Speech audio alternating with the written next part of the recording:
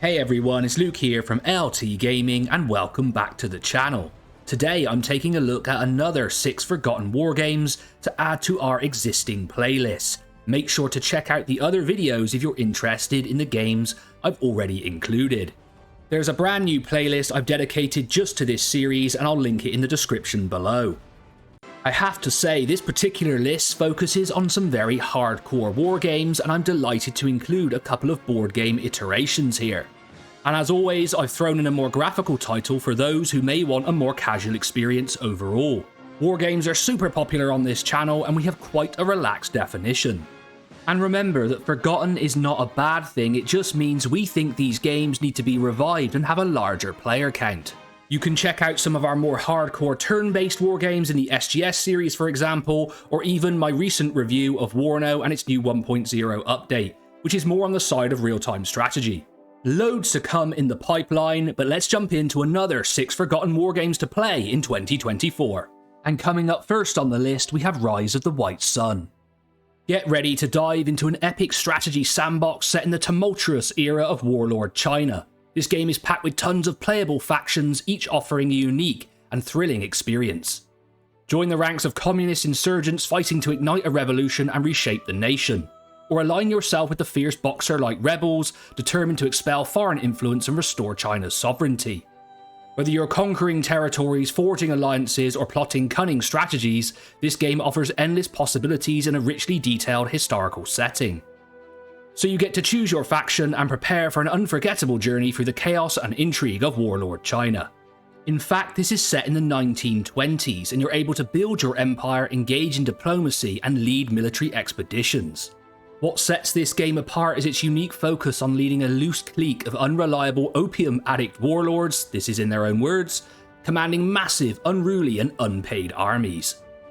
Honestly, this is truly a unique game and borders on being a grand strategy title rather than a wargame, but overall it's a huge amount of fun and you should definitely check it out. It's doing very well on Steam reviews with an overall very positive rating at 87%. Coming up next, we have a more graphical title in Sudden Strike 4. The tagline here is that Sudden Strike is back and better than ever, although this title is a little older now. The beloved real-time strategy series returns with Sudden Strike 4, featuring bigger battlefields, more units, enhanced graphics, new scenarios, and legendary commanders. This latest installment takes tactical gameplay to new heights, delivering the most realistic and immersive experience in the series' history. Prepare for intense battles and strategic depth like never before. And although this came out in 2017, it's slowly risen up the ranks of the Steam ratings and is now rated very positive in recent reviews. There's nothing like a little bit of World War II action in our gaming, and this provides you with 3 extensive campaigns. You're able to command Allied, German or Soviet troops and lead over 100 different units into battle. This includes iconic units like the German bomber Heinkel HE-111, the Russian T-34 tank, the British Hawker Typhoon fighter plane, and the notorious German Tiger. With another 20 single-player scenarios and the ability to play competitive multiplayer if you can find people to play with, there's plenty to do in this title even today. There's also some unique mechanics in this title, like weak spots on tanks, the ability to ambush and occupy buildings with infantry, and also you can outmaneuver the enemy with clever positioning or unleash devastating airstrikes. Right, LT gamers, make sure to like, comment and subscribe, especially if you're new here. We always appreciate you and it's great having you along for the journey. Next up, we have SGS Heia Safari. This game focuses on the only campaign where forces of Imperial Germany fought victoriously to the end of World War I. The game plays out from 1914 to 1918 in East Africa and you can play either as the Germans or Allied troops. It's an exotic campaign and truly a very beautiful strategy game overall.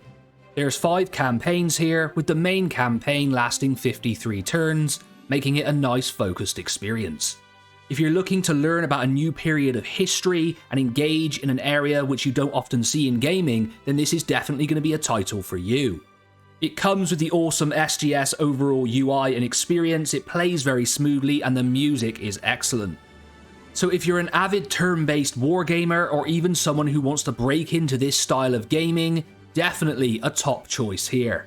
The game was also well received on Steam at 94% positive, and I have got it working on the Steam Deck with no issues.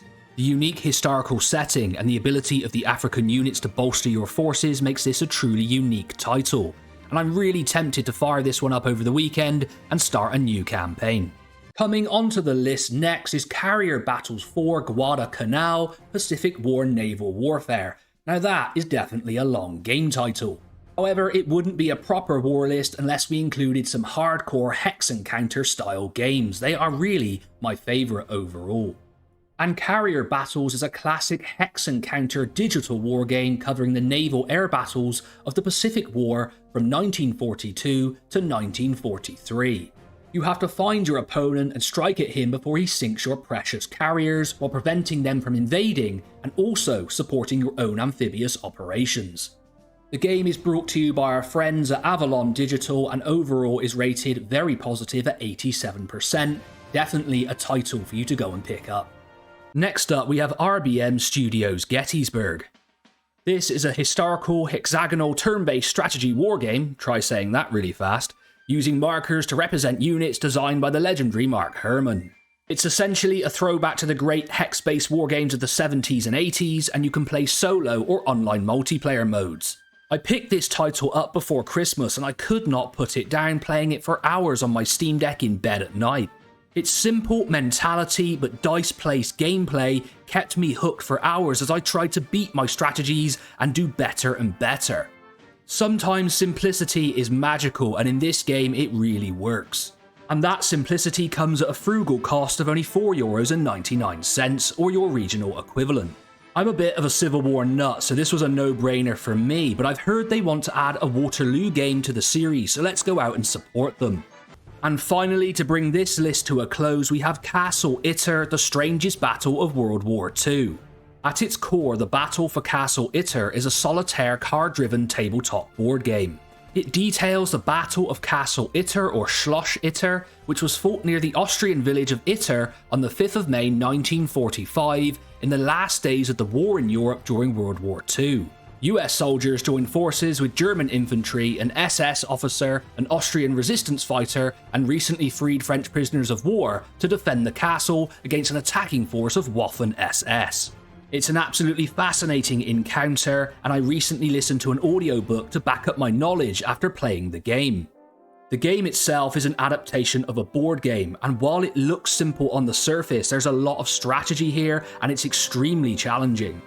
I really enjoy the fact that every game mode and difficulty level, it records your score so you can go back in and try again and see how you've done over time. It's just one of those games that I'd fire up when I fancied a relaxing but thought-provoking gaming experience. I'm still playing it today, and honestly, it's a real undiscovered gem that you should check out. It's also not a particularly popular title, so if you do decide to pick this up, let's give it a good review and try and get a boost to it. It would be great to see that happen as a result of this video. I would highly recommend studying the in-game rulebook though, as there's a lot of nuance to this title. So there we go, LT gamers, another Forgotten Wargames list with some truly great gems on it. And just to reiterate, Forgotten is not bad, it just means I want to put it in front of the LT gaming audience and give the game a boost. Always great to do Wargames on the channel. Make sure to comment about the games included down below, and also include games that you want me to feature in future videos. I really enjoy your suggestions. I've been Luke from LT Gaming. Make sure to like, comment, subscribe and all that fun stuff, and I'll catch you on the next one.